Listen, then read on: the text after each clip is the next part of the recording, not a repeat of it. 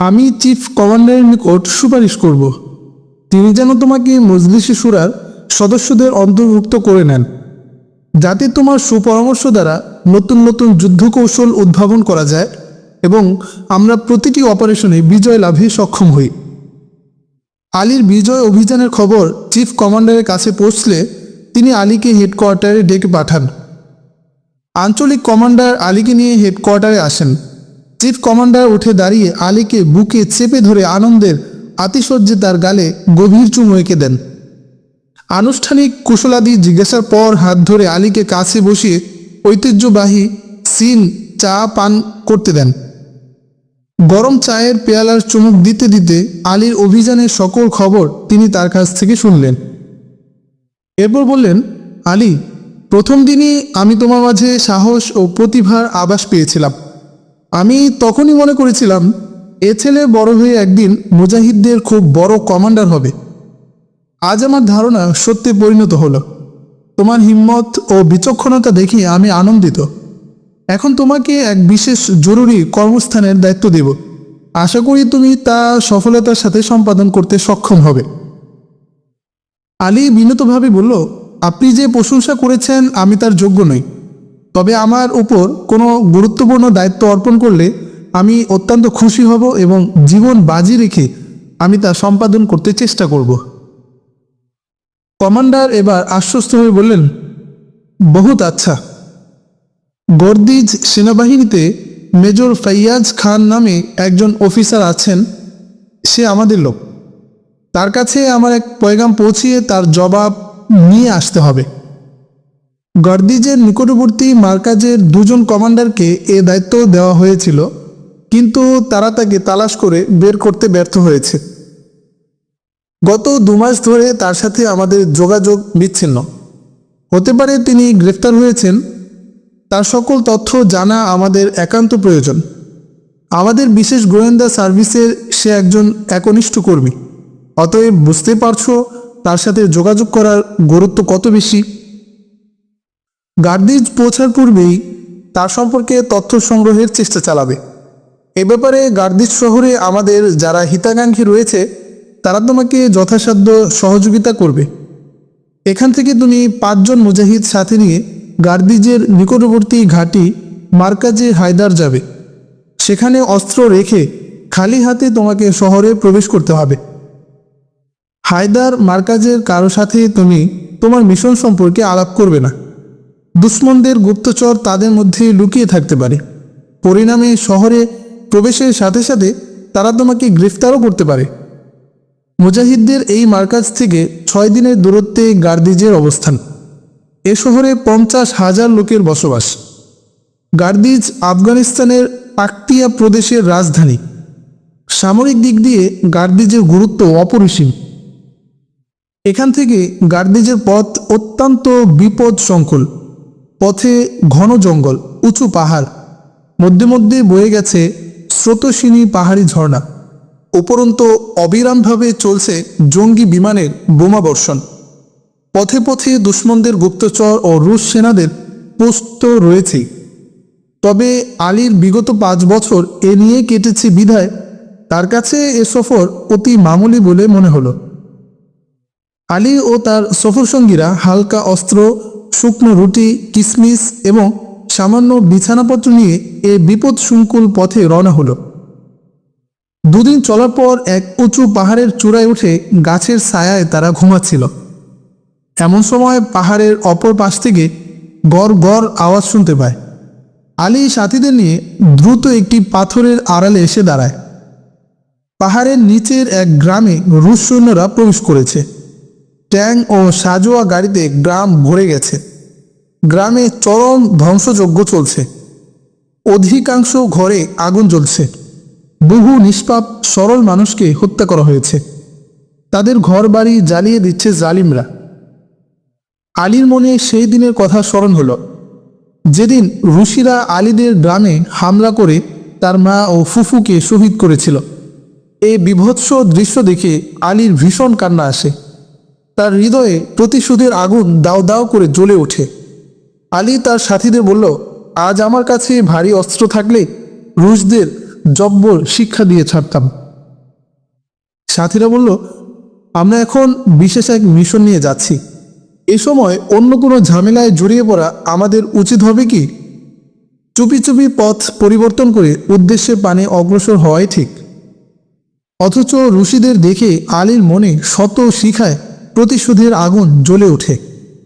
তার মনে পড়ে খেলনা বোমা বিস্ফোরণে ছটফট করে মৃত্যুর কোলে ডলে পড়া স্নেহসিক্ত বোন সাইমার কথা। ছাপ ছাপ রক্তে সিক্ত মা ও ফুফুর লাশ তার চোখের তারায় ভেসে ওঠে। তার হৃদয়ে স্বজন হারানোর যন্ত্রণা ও তাদের হত্যাকারীদের প্রতিশোধ গ্রহণের স্পৃহায় ব্যগ্র হয়ে উঠল। সে তার সাথীদের পরামর্শ রদ করে বলল, বন্ধুরা, আজ রুশদের বদলা নিয়েই সামনে অগ্রসর হব বলে আমি সিদ্ধান্ত নিয়েছি। একজন মুজাহিদ বলল, আমাদের কাছে তো শুধু ক্লাশিনকোভ, এ দিয়ে কিভাবে ওদের মোকাবেলা করব? আলী মৃদু হেসে বলল, বন্ধুরা, সন্ধ্যা হয়ে এসেছে। রাতের অন্ধকারে ওদের সবগুলোকে জাহান্নামে পাঠাবার কৌশল আমার জানা আছে। কোনো অস্ত্রের প্রয়োজন নেই। অন্য মুজাহিদরা আশ্চর্য হয়ে জিজ্ঞেস করল, কোন ভরসায় আপনি এত বড় ঝুঁকি নিচ্ছেন? আলী এ কথার জবাব না দিয়ে সাথীদেরকে বলল, ওইখানে 3টি গাড়ি উল্টে পড়ে আছে। তোমরা 3 জন যত তাড়াতাড়ি সম্ভব ওগুলোর টায়ার খুলে ফেলো। আমরা অন্যান্য সরঞ্জাম জোগাড় করে তোমাদের কাছে আসছি। মুজাহিদরা বুঝতে পারছিল না আলী এই প্লাস্টিকের টায়ার দিয়ে ট্যাঙ্ক ও সাজোয়া গাড়ির মোকাবেলা কিভাবে করবে। তবুও আদেশ অনুযায়ী তারা টায়ার খুলতে চলে যায়। আলী তার অপর সঙ্গীকে সাথে নিয়ে পার্শ্ববর্তী গ্রামে চলে আসে। এই গ্রামে মাত্র কয়েকটি বাড়ি। গ্রামটি খুবই ছোট।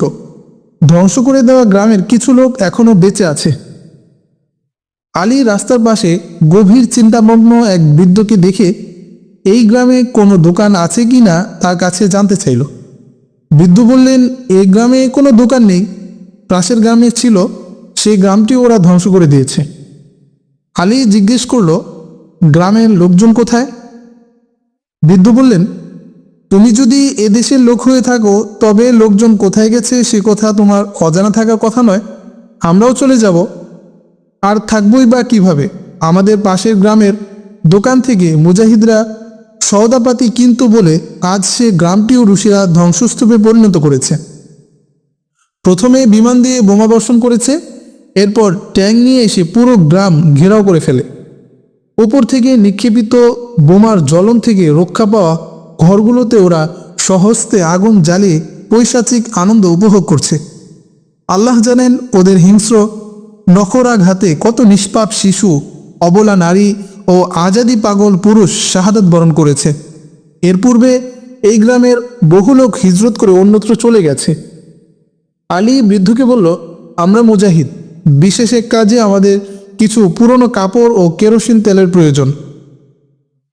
বৃদ্ধ গ্রামের কয়েকটি ঘর থেকে পুরনো কাপড়, কেরোসিন তেল সংগ্রহ করে নিয়ে আসেন।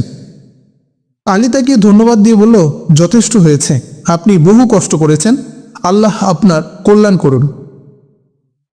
আলী ও তার সাথী তেল ও পুরনো কাপড় নিয়ে পাহাড়ে চলে আসে, কিন্তু অপর 3 সাথী টায়ার নিয়ে তখনও ফেরেনি।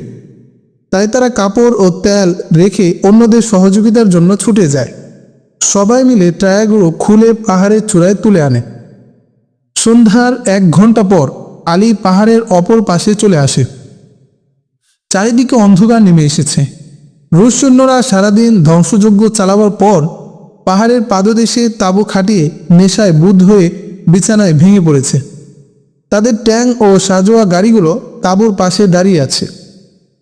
আলী সবকিছু ভালোভাবে পর্যবেক্ষণ করার পর একটি উপযুক্ত ঢালু স্থান নির্বাচন করে সব টায়ার সেখানে জমা করে।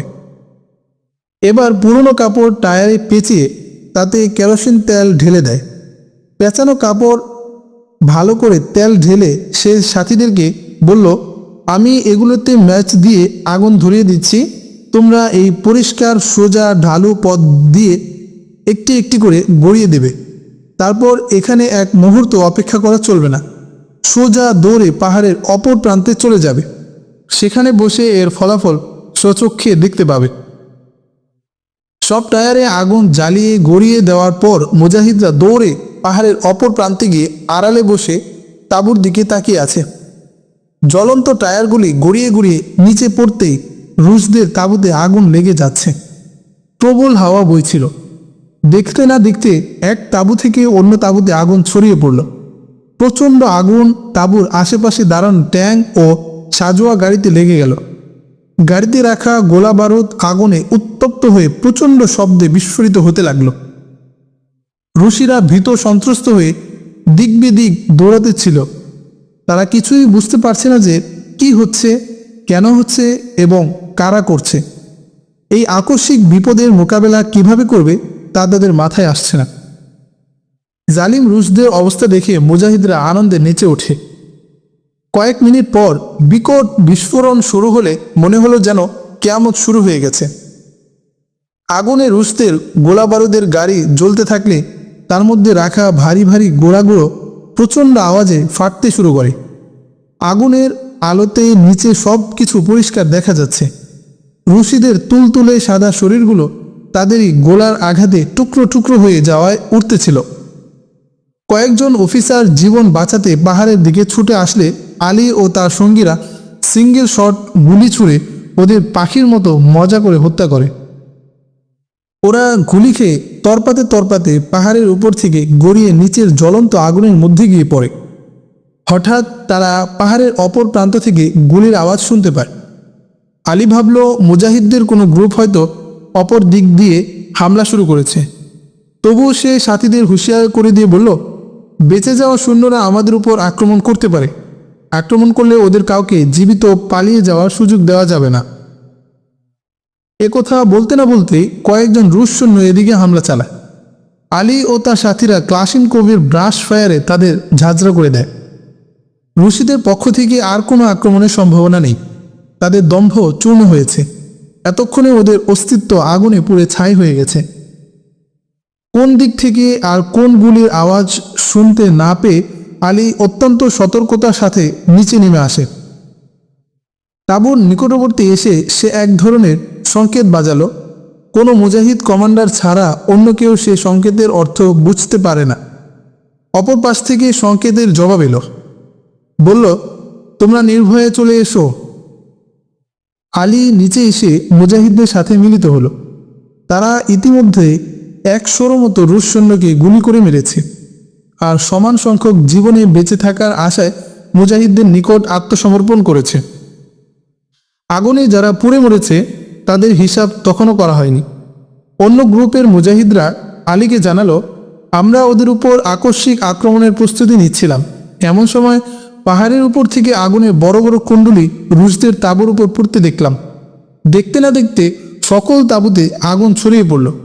তাদের মজুত করা পেট্রোল ও গোলায় আগুন ধরল। প্রাণের ভয়ে রুশ সৈন্যরা যে যেদিকে পারল পালাতে থাকল। আমাদের মুজাহিদরা পূর্বেই পরীক্ষা বানিয়ে পজিশন নিয়ে বসেছিল। রেঞ্জের মধ্যে আসতেই তারা ব্রাশ ফায়ারে দুশ্মনদের কপুকাত করছিল। বাকিরা অস্ত্র ফেলে আত্মসমর্পণ করেছে। আলী এবার তাদের নিকট আগুনের কুণ্ডলীর রহস্য বর্ণনা করে। তার কৌশলের কথা শুনে স্থানীয় মুজাহিদ কমান্ডার তাকে বুকে জড়িয়ে ধরে বলল, যে দেশে আপনার মতো সাহসী নওজোয়ান ও বুদ্ধিমান মুজাহিদ থাকবে সে দেশের মানুষকে কেউ দাসত্বের শিকল পরাতে পারবে না কোনোদিন। এরপর মুজাহিদরা মালে গনিমত জমা করল। 200 অক্ষত ক্লাশিনকোভ ও 3টি ট্যাঙ্ক গনিমতে পাওয়া গেল। 17টি ট্যাঙ্ক, 50-এরও বেশি ট্রাক ও সাজোয়া গাড়ি জ্বলে নষ্ট হয়ে গেছে। স্থানীয় কমান্ডার আলীকে বলল, আমাদের কাছে নগদ অর্থ নেই, আপনারা মার্কাজে চলুন, সেখান থেকে আপনাদের গনিমতের সম্পূর্ণ অংশ আদায় করে দিব। আলী বলল, আমাদের গনিমতের প্রয়োজন নেই, আমরা কোনো ব্যক্তি স্বার্থে এ কাজ করিনি। আমাদের জরুরি কাজ আছে, খুব সকালে আমাদের বিদায় নিতে হবে। আলীর বারবার আপত্তি সত্ত্বেও স্থানীয় কমান্ডার আলীকে কিছু নগদ টাকা গ্রহণ করতে বাধ্য করে। রাতটি স্থানীয় মুজাহিদদের সাথে কাটিয়ে সকালবেলা আলী তার সাথীদের নিয়ে সামনে অগ্রসর হয়। মাইল 3 চলার পর রাস্তায় তারা 3 জন মুসাফিরকে দেখতে পায়। তারা আলীদের দেখে পথ ছেড়ে পালাবার চেষ্টা করে। আলী উচ্চস্বরে তাদেরকে ডেকে বলে, আমরা মুজাহিদ, তোমাদের কোনো ভয় নেই, পালাচ্ছ কেন তোমরা? একজন বৃদ্ধ, একজন মহিলা ও একটি শিশু আলীর ডাক শুনে ভয়ে ভয়ে আমাদের দিকে এগিয়ে আসে। শিশুটি মারাত্মক আহত। তাকে কোনো ক্রমে বৃদ্ধ লোকটি কোলে তুলে নিয়ে আসছিল। আলী বৃদ্ধকে জিজ্ঞাসা করল, বাবা, এই বাচ্চাটি কিভাবে আহত হয়েছে, আর আপনি বা ভয় পাচ্ছেন কেন? বৃদ্ধ কিছুই বলছে না, কোনো কথাই তার মুখ দিয়ে বেরোচ্ছে না। আলী তাকে সান্ত্বনা দিয়ে বলল, আমরা মুজাহিদ, আপনার ভয়ের কোনো কারণ নেই, যথাসম্ভব আমরা আপনাকে সাহায্য করব। বৃদ্ধ কান্নায় ভেঙে পড়ে। কিছুক্ষণ পর কান্না থামিয়ে সে বলতে থাকে, এখান থেকে 4 মাইল দূরে আমাদের গ্রাম, যা এখন সম্পূর্ণরূপে ধ্বংসস্তূপে পরিণত। গতকাল ভোরে আমরা নামাজ পড়ে ঘরে ফিরছিলাম, এমন সময় আকাশে 5টি রুশি বিমান দেখা গেল। বোমারু বিমান দেখে গ্রামবাসীরা নিরাপদ ব্যাংকারে পৌঁছার পূর্বেই রুশিরা বোমাবর্ষণ শুরু করলো। এত বেশি বোমাবর্ষণ হচ্ছিল যে অধিকাংশ লোক ঘরে রয়ে গেছে, পাহাড়ের গুহায় আশ্রয় নেওয়ার সুযোগও তারা পায়নি। অত্যন্ত শক্তিশালী বোমাবর্ষণে সমগ্র গ্রাম মিসমার হয়ে যায়। বিষাক্ত নাপাম বোমা এখানে সেখানে আগুন জ্বালিয়ে দেয়। শত শত লোক বোমার আঘাতে ঘর চাপা পড়ে শহীদ হয়ে যায়। বিমান আকাশ ছেড়ে যাওয়ার পূর্বেই গ্রাম ঘিরে দাঁড়িয়ে থাকা সৈন্যরা গোলা বর্ষণ শুরু করে। যখন তাদের ধারণা হলো আর কেউ জিন্দা নেই, তখন তারা গোলা বর্ষণ বন্ধ করে এবং গ্রামে প্রবেশ করে ভাঙ্গা ঘরবাড়ির মধ্যে তল্লাশি চালায়। ওরা আহত নিহতদেরকে এক জায়গায় জমা করে, আহতদের গর্তের মধ্যে ঠেলে দিয়ে আগুন লাগিয়ে জ্বালিয়ে দেয় এবং নিহতদের ওভাবেই ফেলে রেখে চলে যায়। আমরা যারা কোনো ক্রমে পাহাড়ের গুহায় আশ্রয় নিয়ে বেঁচেছিলাম, সৈন্যরা চলে যাওয়ার পর গ্রামে এসে শহীদদের লাশ দাফন করার জন্য ব্যস্তভাবে কবর খুঁড়ছিলাম। কিন্তু শহীদদের কোনো লাশ তুলতেই প্রচণ্ড শব্দে মাইন বিস্ফোরিত হচ্ছিল। তাতে আরও কয়েকজন মারা যায়। এরপর ভীত সন্ত্রস্ত হয়ে আমরা গ্রাম ছেড়ে পালিয়ে আসি। আমরা জানি না যে লাশগুলো কেন বিস্ফোরিত হচ্ছিল।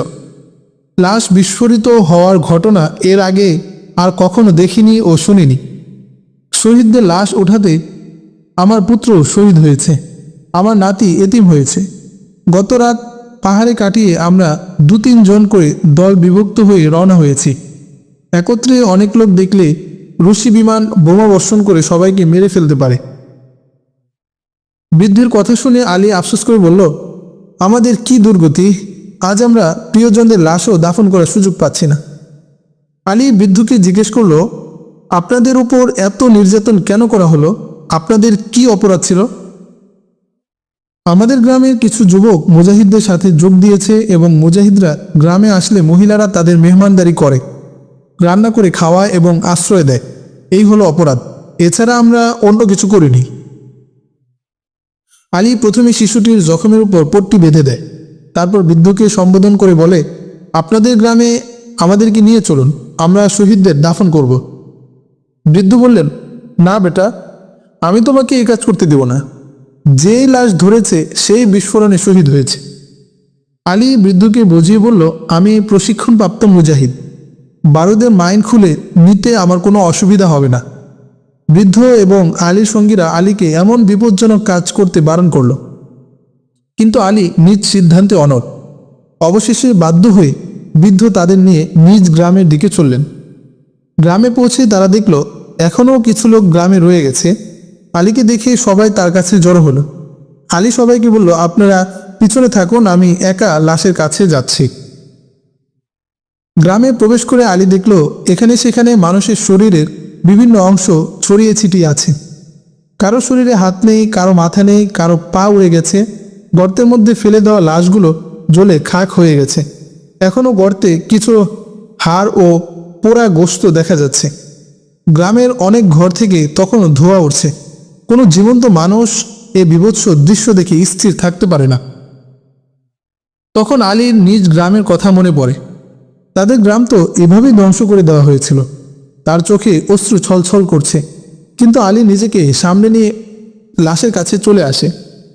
গ্রামের কয়েকজন বৃদ্ধ তখন পেছন থেকে চিৎকার দিয়ে বলছিল, বেটা, এখনো চলে এসো, লাশের গায়ে হাত দিও না। আলী কারো কথা শুনল না। সে একটি লাশের পেটের উপর অতি সাবধানে হাত রাখে। দেখা গেল লাশটির পেট কাটা।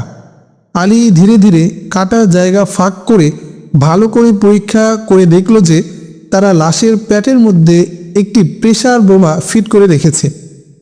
লাশ উঠাবার সময় কিংবা লাশের উপর মাটি ঢালার সময় প্রেসার পিনের উপর যখনই চাপ পড়বে তখনই মাইন ফেটে বিস্ফোরণ ঘটবে।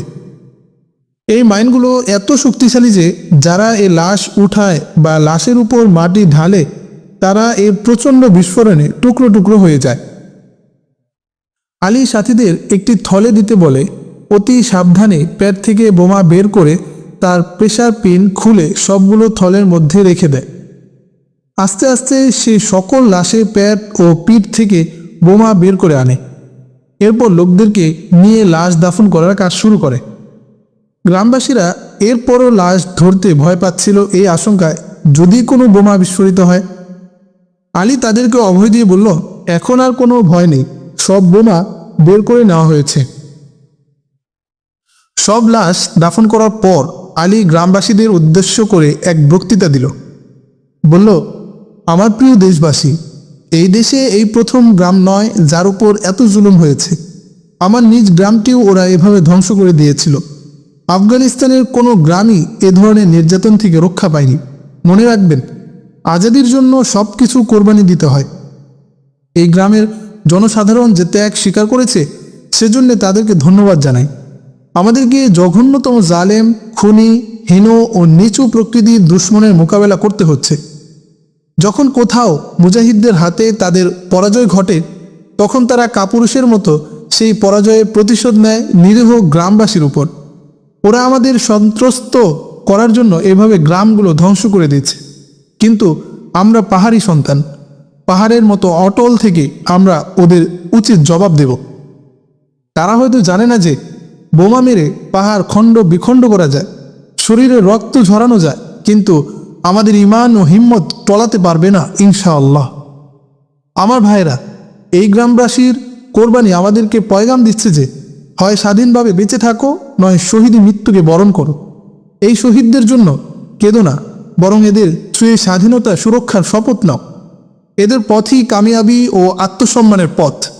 আল্লাহ তাআলা ইরশাদ করেছেন, ওই লোকদের সাথে অর্থাৎ কাফেরদের সাথে যুদ্ধ করো, আল্লাহ তোমাদের হাতে ওদের শাস্তি দিবেন, ওদেরকে অপদস্থ করবেন এবং তাদের উপর তোমাদেরকে বিজয় দান করবেন। আলীর বক্তৃতা শেষ হওয়ার পূর্বেই বোমারু বিমান আবার গর্জে ওঠে।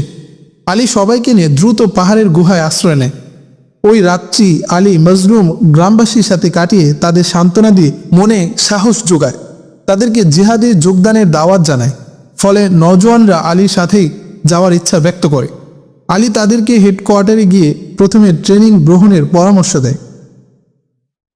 পরদিন সকালে আলী তার সাথীদের নিয়ে আপন মঞ্জিলের দিকে অগ্রসর হয়। শহীদদের বুক থেকে তোলা পার্সোনাল বোমের থলেটি সে সাথে নেয়। একজন সাথী বলল, এই বোমার বোঝা বয়ে কি লাভ হবে? আলী বলল, এগুলো পথে কোথাও আমাদের প্রয়োজন হতে পারে, সময়ে এগুলো খুবই কাজে আসবে। এক মুজাহিদ বলল, যদি এগুলো রাস্তায় ফেটে যায় তবে আমরাই এর আঘাতে টুকরো টুকরো হয়ে যাব। আলী মুজাহিদদের কথা শুনে হাসল। তারপর তাদের বুঝিয়ে, যতক্ষণ পর্যন্ত এগুলো অন্য কোনো লাশের মধ্যে না ঢুকাবো ততক্ষণ পর্যন্ত এগুলো ফুটবে না, তাই নির্ভয়ে চলতে থাকো, এর দ্বারা কোনো বিপদের আশঙ্কা নেই।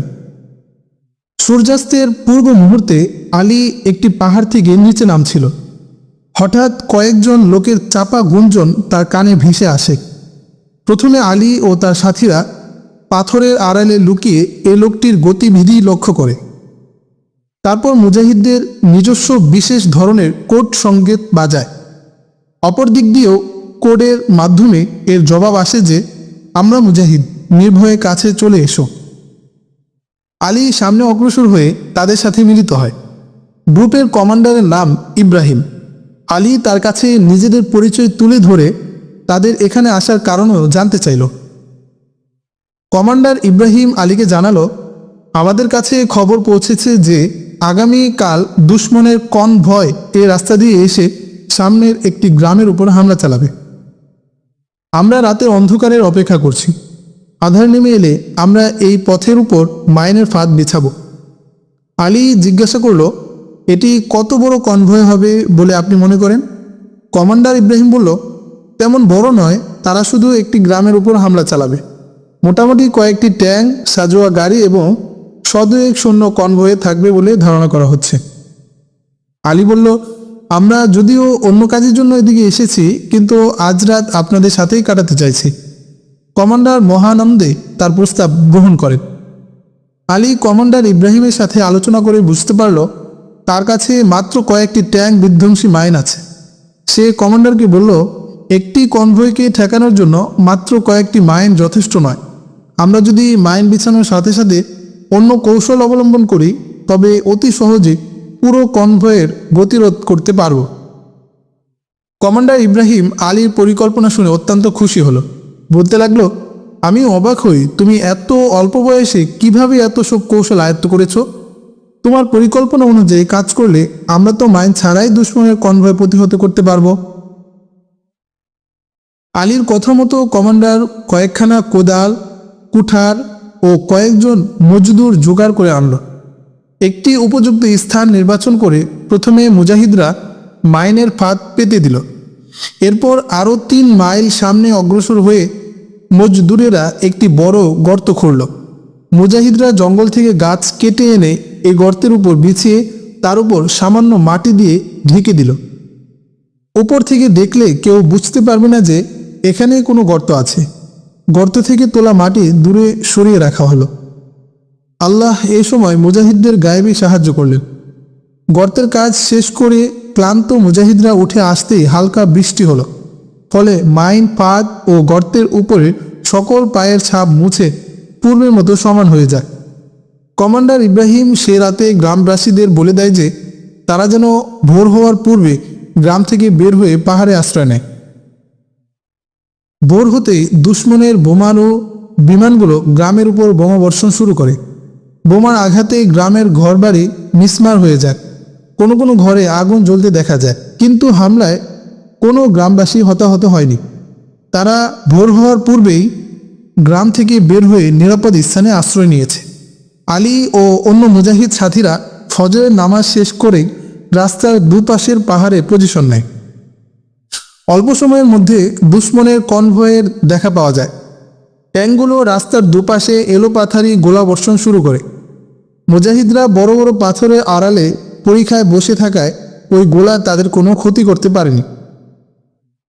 আলী সবাইকে বলে রেখেছে যে আমরা প্রথমে গুলি ছুড়ব না, আমাদের আক্রমণ হবে শেষে, যাতে দুশমন পালিয়ে যেতে না পারে। কনভয়টিকে বিনা বাধায় সামনে অগ্রসর হতে দেওয়া হলো।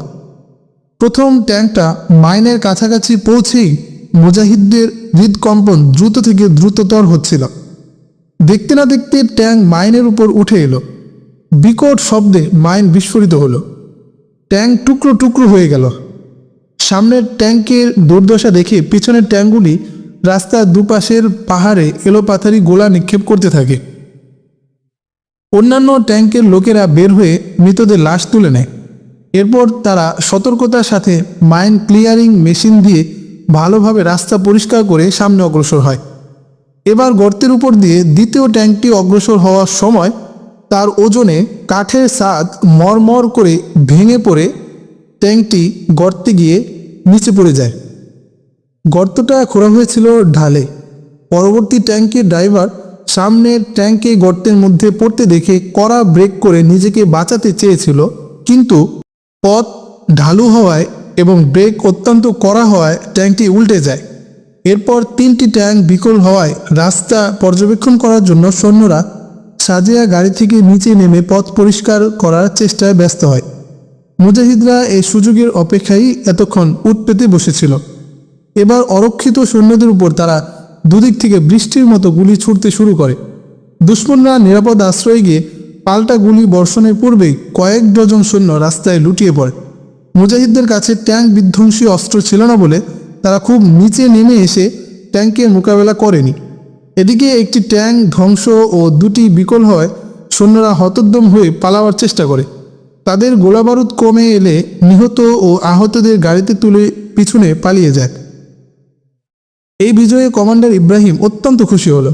মুজাহিদদের আক্রমণ পরিকল্পিতভাবে সফল হওয়ায় দুশমনের জানমালের ব্যাপক ক্ষতি হয়েছিল। অপরদিকে মুজাহিদরা কোনো ক্ষয়ক্ষতি ছাড়াই দুশমনদের হটিয়ে দিতে সমর্থ হয়। কিন্তু আলী তেমন খুশি হতে পারেনি। সে এই ভেবে হৃদয়ে কষ্ট অনুভব করে যে যদি আমাদের কাছে আধুনিক মরণাস্ত্র থাকতো তবে কোনো দুশমন আজ জীবন নিয়ে পালাতে পারত না। দুপুরের দিকে আলী ও তার সাথীরা কমান্ডার ওমরের মারকাজে পৌঁছে গেল। প্রবেশপথে দাঁড়ানো পাহারাদারকে নিজেদের পরিচয় দেওয়ার পর সে তাদেরকে কমান্ডার ওমরের নিকট নিয়ে যায়।